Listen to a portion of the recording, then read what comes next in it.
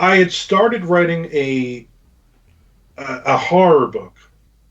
I had started writing. It was going to be called "Killing Is My Business and Business Is Good," and it was about this hitman who kills children and having to basically wake up every morning and knowing that this is his life. And it was going to deal with a lot of heavy issues and different things. And I didn't want to write it. As I got maybe a chapter or two into it, I was like, you know what, I don't want to write this. It's really dark. It's really um, too heavy for me. And I have kids, even though my kids are older. I have kids, and I don't want to deal with this. And so I literally deleted it, which is probably the only time I've ever done that. I just completely deleted the whole thing, and I was never going to touch that.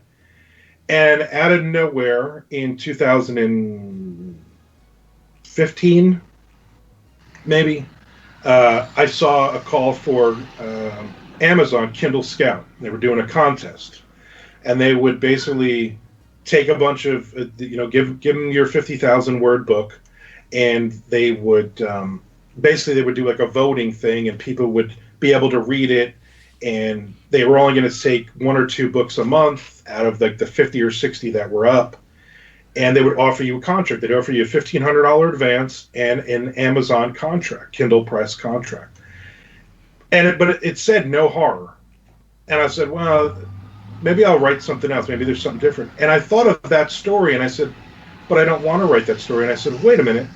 Like, it hit me. What if I flip it, and he's hired to kill children, but instead of actually killing the children, he saves them. He puts them into a better life.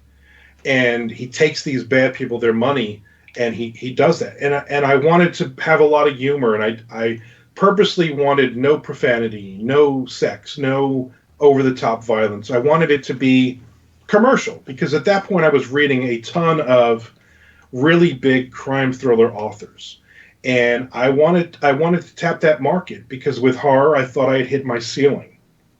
So I thought, this might be a total change for me. This might be I might totally fail at this, but let me give it a shot. And even like the original cover we did, because you needed to give them a cover. My wife actually put the cover together of the original. And it's kind of similar. It's got the baseball cards. It's got, but the original one was like a handgun and two bullets and some blood. And when I sent it in, it was I won a contract, and it was right after my birthday in 2015, and the book was released at the end of January. So we did like a bunch of edits, and they said you have to change the cover. Our algorithms for Amazon won't accept blood or bullets or a handgun. Right. So do something different. So I completely revamped the cover, not completely, but I changed a couple things on the cover, let's say.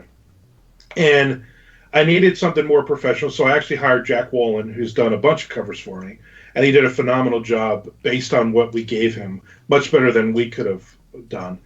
And they loved it, and I made my advance back pretty darn quick, and tons of reviews, and I got the Amazon machine behind me, and I think that really helped. I think if I had just written it and put it out myself, I don't know if I would be writing book 9 right now, but it just really kind of had a mind of its own, and each subsequent book you want to still capture that audience.